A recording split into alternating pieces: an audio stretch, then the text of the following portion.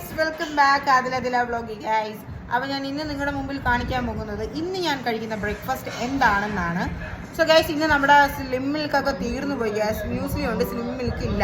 So അപ്പം ഞാൻ എന്ത് കഴിക്കും? ബ്രേക്ക്ഫാസ്റ്റ് ഞാൻ സ്കിപ്പ് ചെയ്യത്തില്ല ഗൈസ്, കാരണം ഡയറ്റ് എടുത്തതിന് ശേഷമാണ് ഞാൻ ബ്രേക്ക്ഫാസ്റ്റ് സ്കിപ്പ് ചെയ്യാത്തത്.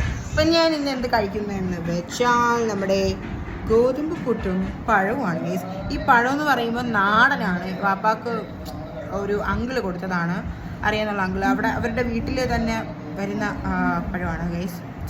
വീട്ടിൽ തന്നെ കായ്ക്കുന്ന സാധനം പഴമാണ് ഗൈസ്.